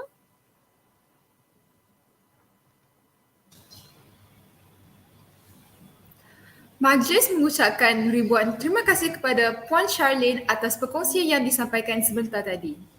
Hadirin sekalian, majlis akan diteruskan lagi dengan sesi soal-jawab bersama penceramah jemputan kita. Jika hadirin terdapat sebarang soalan, sila ajukan di ruang komen yang sedia ada. Alright, Ms. Charlaine, shall we start with our Q&A session? Let's go. Okay, our first question is from Nur Fazana, with her question being, how do the court ensure that the expert witness is an expert? Is there any chance that the expert is imposing? Okay, so actually Section 45 of the Evidence, I'm getting a bit technical, but I think I should. Section 45 of the Evidence Act actually defines who an expert is. And an expert is actually defined as someone who is skilled in a particular art, okay? So, for example, when you're an expert, you would actually have to produce your CV, okay? And you would have to actually, an entire CV, you are also open to cross-examination. So usually you would make sure that the person who's coming to court is someone who is very experienced, someone who's very senior in the profession, and someone who we would be able to gauge their credentials. Yeah. And if you are found out, I'm sorry if I could just add, Hanisa, if the court later finds out that some of the information you gave was not accurate, or there's actually been a case where the expert didn't didn't give full disclosure of certain relationships with some of the parties, the court was, the court doesn't take these things lightly, the court disregarded entirely the expert's evidence, and the court actually was quite, how do I put this, quite forceful in the judgment, and called the expert out and said that, I wouldn't even call the expert, called the witness out and said, this is what you did wrong, this was inappropriate and unethical. And it's in the reported judgment, so it's there to stay, it's very embarrassing. So yes, there are safeguards to ensure that witnesses are proper that experts are proper experts. And it really is also up to the party to decide who they choose to call. So my advice is to make sure, if you are asked to give a name of an expert, then make sure you also think about it, and you would probably want someone who's very experienced and someone who's very senior. I see. Thank you, Ms. Charlaine, for the kind explanation. Our next question is from Balkis Sohib. Since Puan adalah lawyer, adakah pihak Puan yang menguruskan kes malpractices boleh mendapatkan medical record patient yang mana adalah confidential? Yes, so under the PDPA, there is actually, this is a good question. There is an exception to access to medical records. And one of the exception actually is if you require it for your defense, right? So it would be unreasonable to say that a doctor who is being sued or a healthcare practitioner that is being sued doesn't have access to the patient's medical records, even though it's confidential. But if you're going to sue me, I should have access to those records, right? And also by virtue of being the lawyers or the solicitors for the doctors or the healthcare professionals, we are also entitled to the information because we are also bound by confidentiality. So whatever information I receive, I am also bound by the same duty that the doctor is also bound. Yeah. So we do have access to the medical records. Yes, we do.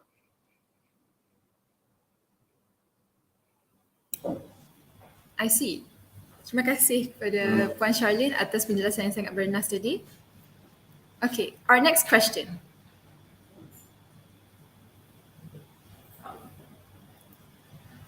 Our next question is from Suraya Hana. How to keep medical records up to date with the patient? Could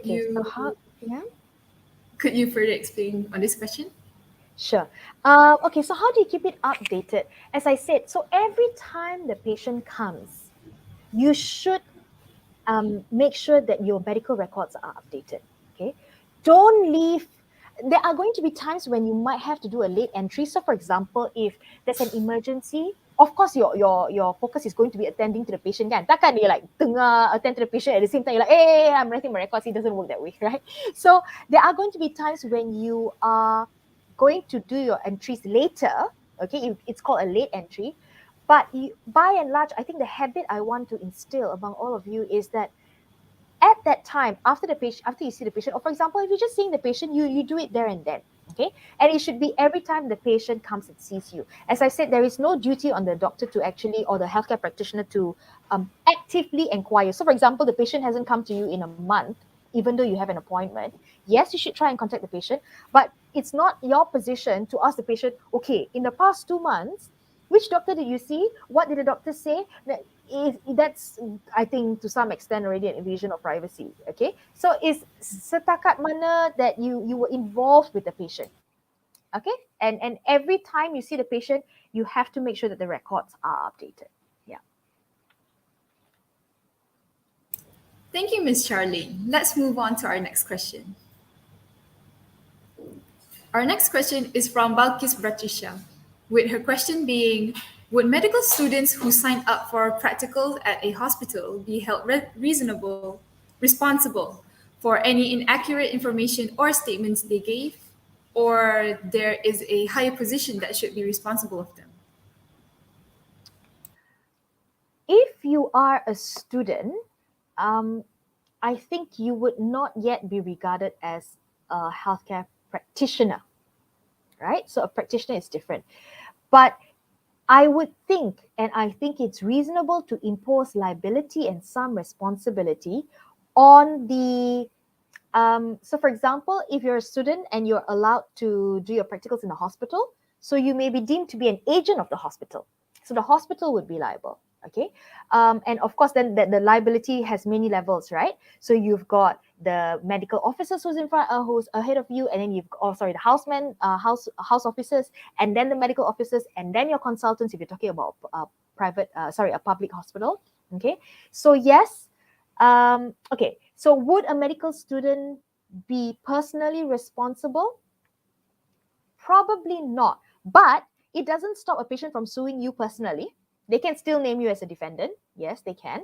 All right.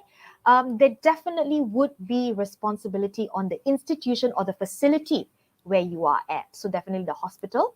I think they would be vicariously liable. That's the legal term. They are liable for your employees, for your agents, and employees. So I would also say still be careful. You could still be hauled out. I don't know if the medical schools have disciplinary inquiries. I don't know if that's something that can be instituted as well. Yeah. I hope that answers your question, Balkis. Thank you, Ms. Charlaine. Let's move on to the next question. Our next question is from Sharifah Alisa Maisara, which is, antara banyak-banyak kes mana yang paling serius yang Puan pernah dapat? Oh, good question. Semua macam serius je. But okay, paling serius. I'm not, okay, I think all instances of adverse outcomes are serious, right? Because what may be trivial to me may be serious to someone else, right? But the one case, so I actually adopt the same approach for all my cases. I view every single case as a very serious case. But the one case that maybe I could share that was most memorable was a case where I actually acted for a couple who underwent IVF treatment. And in the course of their treatment, their embryos actually got mixed up. That was perhaps the most interesting, but maybe interesting is not really the appropriate word. It was the most emotionally charged and mentally demanding case that I have had to take up. I will teach you maybe some lessons that I'll just share, not teach. I'll just share some of the lessons. Hanisa, do I have time? I just maybe a minute or two. Is that okay? Yeah, I think we still have time. It's so one of the lessons I learned from that case actually is sometimes as healthcare practitioners, we must not forget that the patients also are like us, human beings, right? So they want the same things as us. In that case, the patient just wanted a sorry. But the clinic refused to apologize. Why? Because they were afraid that if an apology would mean an admission of guilt. You see? So this is sometimes a dangerous, vicious cycle that we have. Sometimes, and when you get the wrong legal advice, people will say, oh my gosh, you better don't apologize, then apologize. Nanti, it's taken as an admission. And the patients couldn't understand, here I am suffering an extremely serious outcome. You mixed up my embryos. You admitted that you mixed up my embryos, but you refused to say sorry. They just wanted an apology. They honestly just wanted an apology. That's number one. Number two, I think we also have to bear in mind that whilst we are, healthcare practitioners, we at some point will also be patients, right? At some point, we will also need treatment. I want you to always remember how it is like to be a patient. And I also want you to remember that sometimes, most of the times, in fact, when patients come to us, they are in a vulnerable state. Yeah. So don't forget to always show compassion and empathy whenever you have the opportunity to do that. We are blessed with the authority, a position of authority. You are blessed to have the opportunity to even go through this course that you're now going to, and you will be a healthcare practitioner. But with that comes also great responsibility. I'm quoting Spider-Man now. But yeah, so just bear this in mind when you're out there to practice. Thanks for the question, Sharifah. Thank you, Ms. Charlaine, for the kind explanation. Excuse me.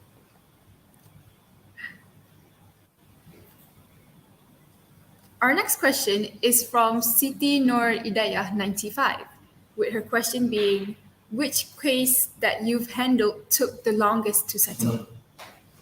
Oh, okay. I know exactly what case I'm going to think about. I had a case which started in 20 December. I still remember 21st December 2001. I was still in high school. Okay. Oh my gosh, I'm going to tell you the age, but yes, I was still in high school. 2021. When I was a pupil, it had just gone to court for trial, high court. So I was a pupil in 2011. Yes. Sorry. 2011, yes. I came back from Hong Kong in 2011. And then I recently only just closed the file. So it went all the way from the high court, full trial, went to an appeal.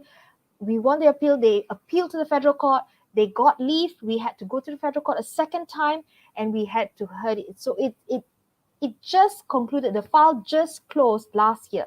So it started in 2001 and it closed in 2021. That case took 20 years. It's just crazy. It was about a child that was delivered and the mother, unfortunately, died after delivering the baby. So that the family sued. That was the longest case, 20 years for it to resolve. But I must say that these days, cases get resolved much, much faster compared to previously. Yeah. So it shouldn't take 20 years lah. Yeah. Thank you, Ms. Charlaine, for the explanation. Shall we move on to our next question? Our next question is from Balkis Ratrisha, with her question being, is it appropriate for healthcare practitioners to be selected in what information they want to document or inform their patients? Is it appropriate to be selective in deciding what to document? I think you have to be selective because you cannot document everything, right? So the question is, what's the appropriate information you want to document? You always want to document your history taking, your findings. You also want to document the risks that you explain, the concerns the patient may have. You also want to document I already said the findings of your examination, so your vital signs, things and all that, right? Now, that's for documentation. So you have to know what is important. Only you will know what's important, okay? And if you're not sure, I'm going to actually advise you to perhaps maybe document it if you're not sure. Okay. Now, equally important also, for example, if the patient refuses treatment, you should document that. Advise patient refused. Okay.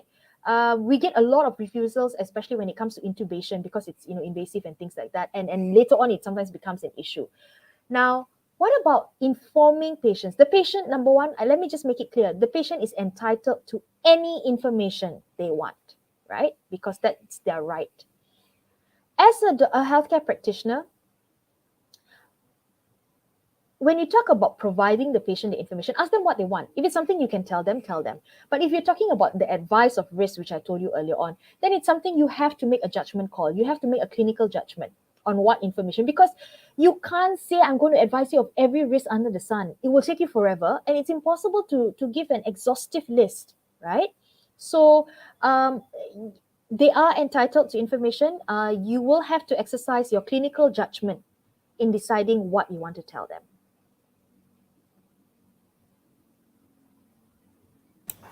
Thank you, Ms. Charlaine, for the kind explanation. Moving on to the next question. Our question is from Ms. Nina Abdurrahman, with her question being, is there any difference between the government and private hospitals in terms of periods of patients' data stored in the system? The answer is no, there's no difference. There's the same law that's applicable to all across the board, yeah? So it's 6 years. Oh, sorry. Okay, when you want to bring an action against the government hospital, you actually have to do it within 3 years. Okay? But I would also advise the private and public sector to keep it for example, if it's an adult, more than 6 years. Okay?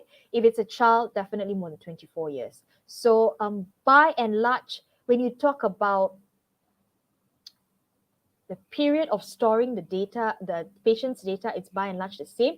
But if you talk about instituting a claim, if you want to sue the government, you have to do it earlier than if you were to sue a private hospital, for example. Yeah.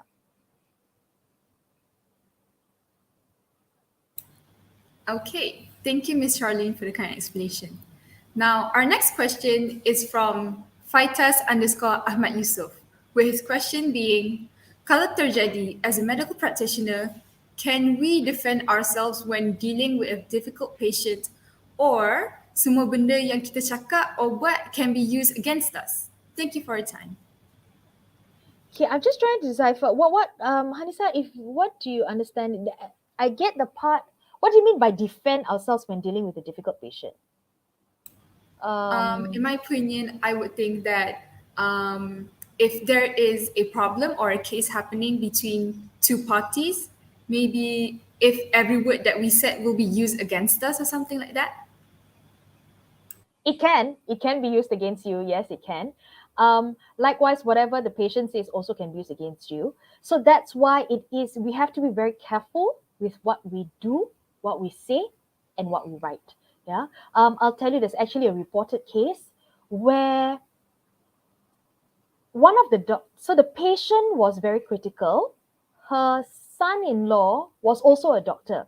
So the son-in-law was visiting her, and the son-in-law realized, there's something wrong. Like, I don't think the diagnosis is right, So he alerted the doctors, and the doctors actually told him, tolong jangan masuk campur ya.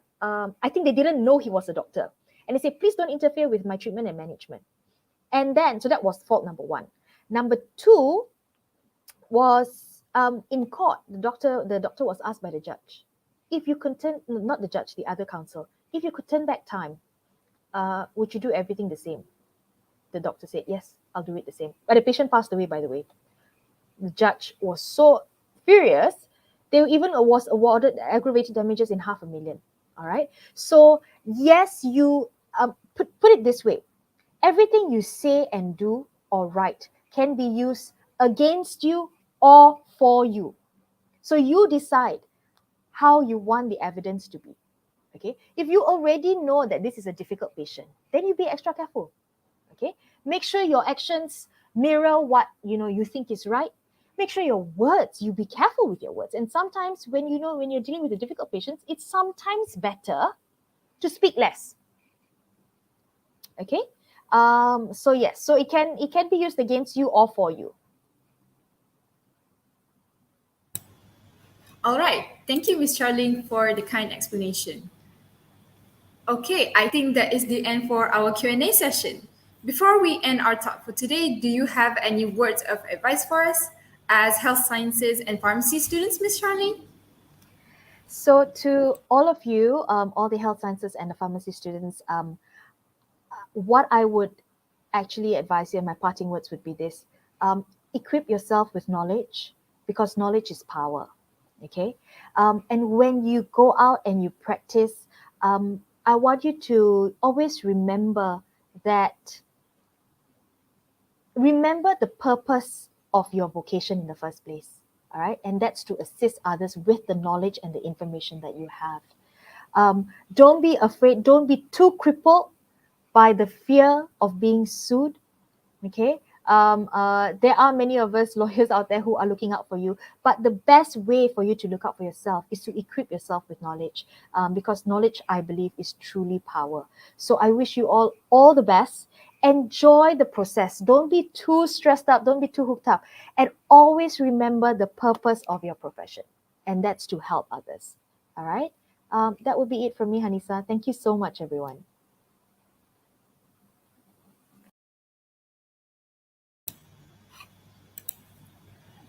Terima kasih diucapkan kepada Puan Charlaine Adrienne Chin atas informasi yang disampaikan sebentar tadi.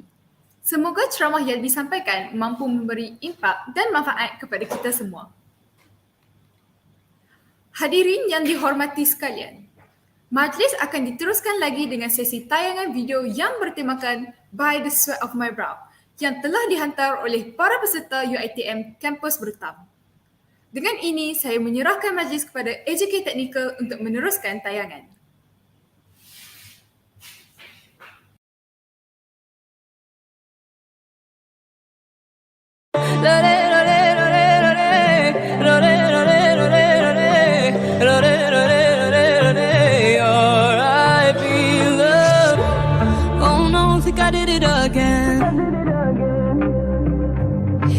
It kills me to see you like this, like this. Should've known from the moment we met. I'd rip your heart right out of your chest. Swore I learned from the last time. Dressed in black, I guess I lied. Won't you, God knows that I tried. I told you. Man down, oh another one down for me. Said you died for love, but I never loved you. Sorry, so long you're gone, it hurts to see. Said you died for us, so now R.I.P. love.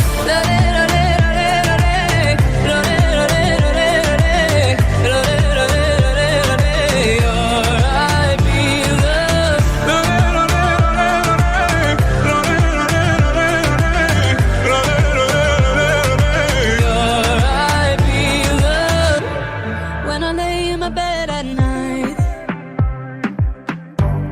I remember the way that you cried, but I can't go back, no, I know it's too late,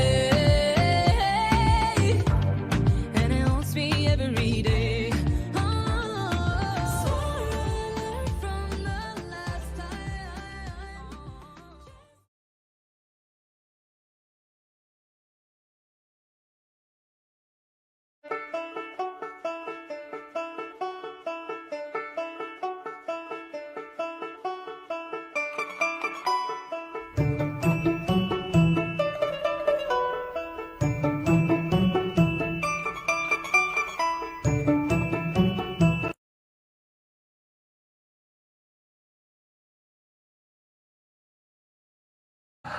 I need a lover to keep me sane.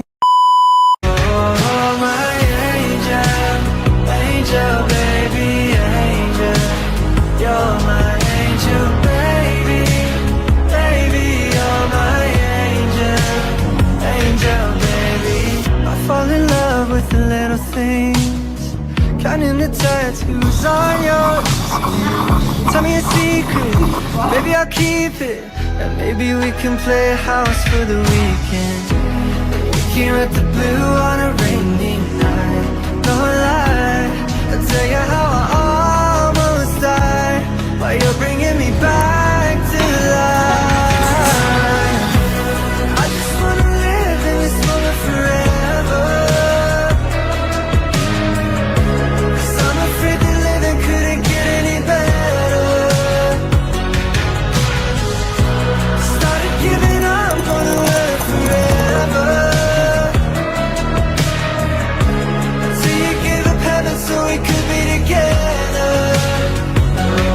Oh, my angel, angel, baby, angel. You're my angel, baby, baby, you're my angel, angel, baby. Oh, the second twisted nights that I've been waiting for it. They would rise it all alone, yeah. I just wanna live in this moment forever,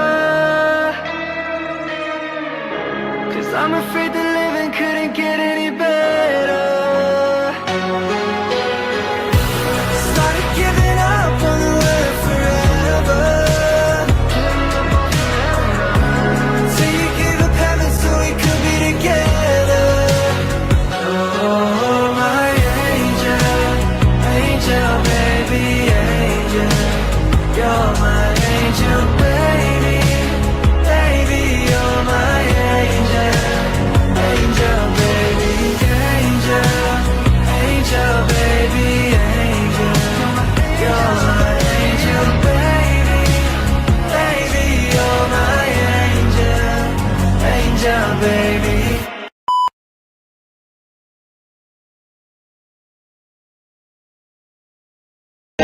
私は君の魔法がみたいな、君は僕の目を見てつぶやいた。不思議なことに僕一人だけ操作魔法が使えない。君は少しだけ微笑んでが君に合図する君の魔法が輝いて僕の心を静かに照らすキラキラ光る星のような君の魔法は眠ってる少し昔のある話君と僕が出会ったあの日キラキラ光るそのページを君とめくる物語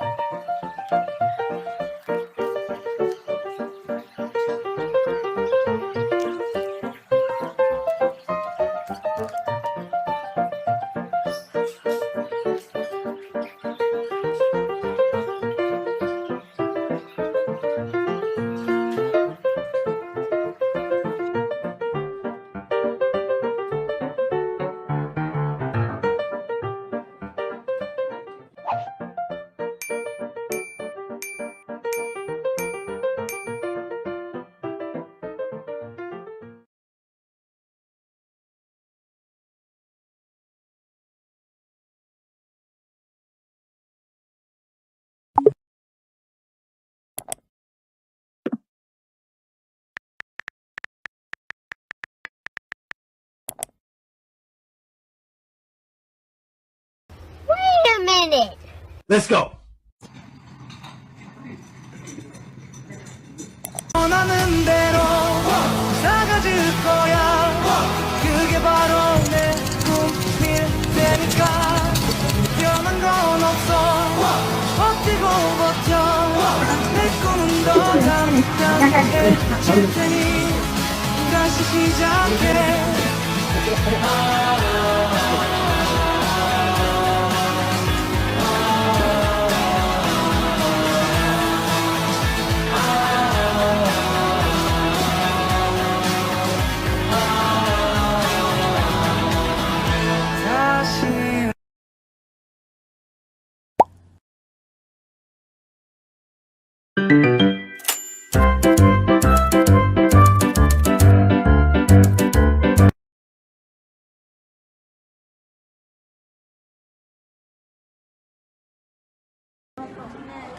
OT bukan sekadar terapis anda. Kami juga tukang jahit.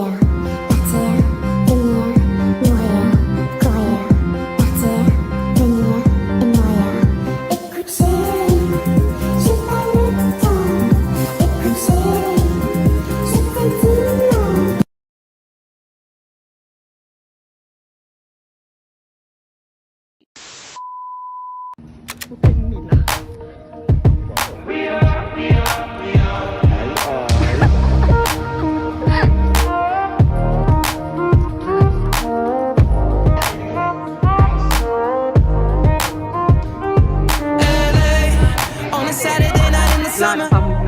Sundown and they all come out. Lamborghinis and they're renting Hummers. The party's on, so they're heading downtown. Everybody's looking for a come up, and they wanna know what you're about.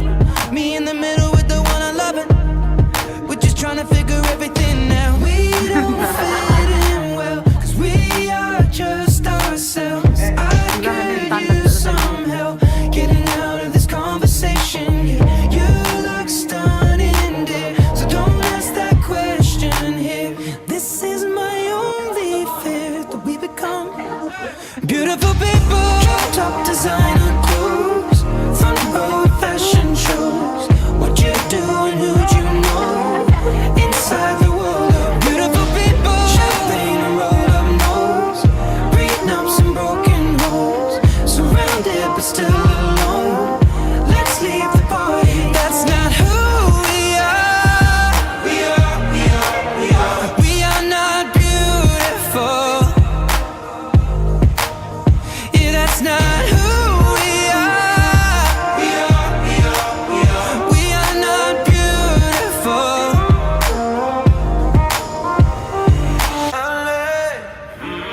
True for hours last night and we made it nowhere.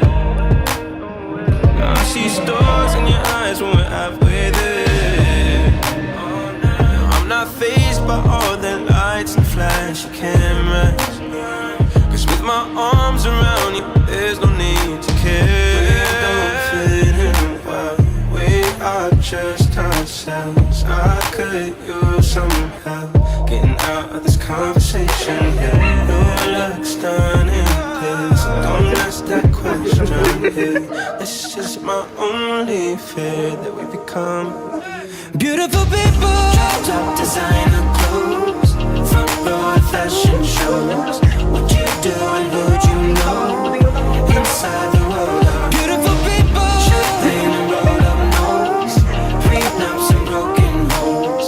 Surrounded but still alone. Let's leave the party. That's not who we are. We are not beautiful. Yeah, that's not who we are. We are not beautiful.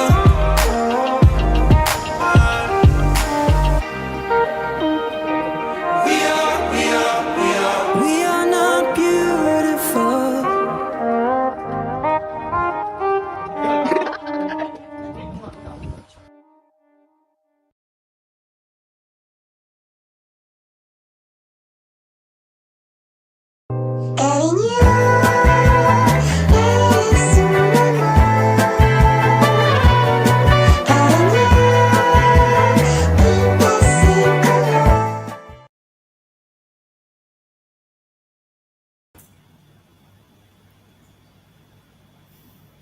Selesai tayangan video penyertaan sebentar tadi, maka tibalah acara kemusyak kita pada pagi ini, iaitu pengumuman pemenang bagi pertandingan video yang bertemakan By the Sweat of My Brow.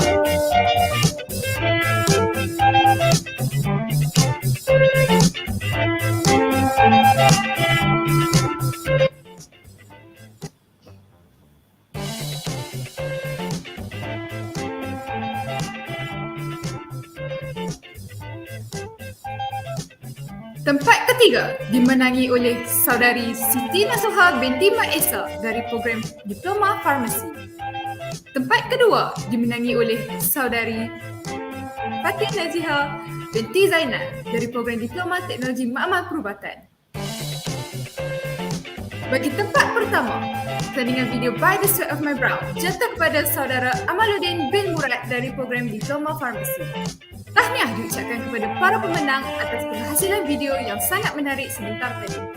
Bagi bentuk hadiah, para pemenang boleh menghubungi nombor yang tertera di skrin.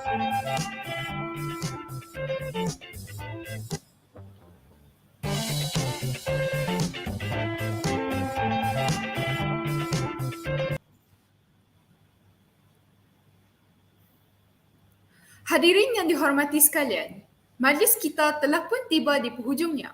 Dengan berakhirnya pengumuman pemenang sebentar tadi, maka selesailah majlis kita pada pagi ini.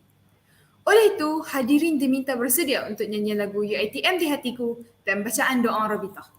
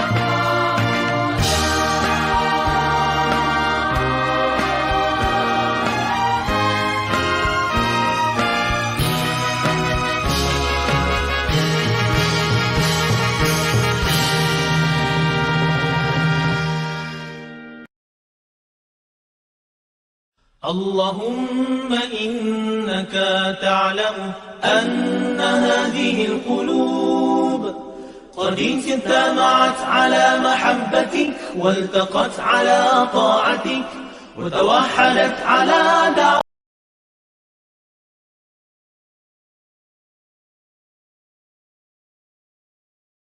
اللهم إنك تعلم أن هذه القلوب قد اجتمعت على محبتك والتقت على طاعتك وتوحدت على دعوتك وتعاهدت على نصرة شريعتك فوثق اللهم رابطاتها وأدم ودها واهدها سبلها واملأها بنورك الذي لا يخبو واشرح صدورها بفيض الإيمان بك.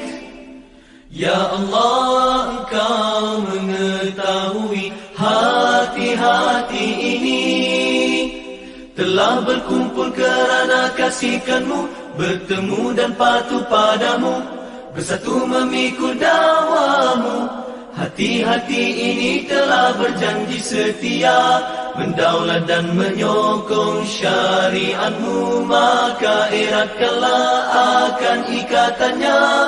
Kekalkan kemesraan hati ini, tunjukkan ia jalannya sebenar. Limpahkan dengan cahaya Rabbani-Mu yang tak pernah padam, dan lapangkan dengan iman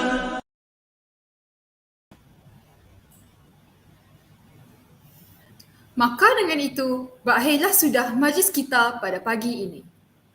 Dari Kedah ke Pekansari, beli swasta di kota tinggi. Selesai sudah tugas diberi, di lain masa bersua lagi. Saya mewakili pihak majlis merakamkan ucapan terima kasih atas kehadiran semua tetamu dan para hadirin ke majlis kita pada pagi ini. Akhir kata, dengan rendah hati kami menyusun 10 jari atas kekurangan dan kesilapan sepanjang majlis berlangsung. Sekian saja daripada kami. Wabillahi taufiq wa hidayah. Wassalamualaikum warahmatullahi wabarakatuh. Para mahasiswa diminta untuk mengisi borang check-out dan mengimbas QR code e-aktiviti yang telah disediakan. Sekian, terima kasih.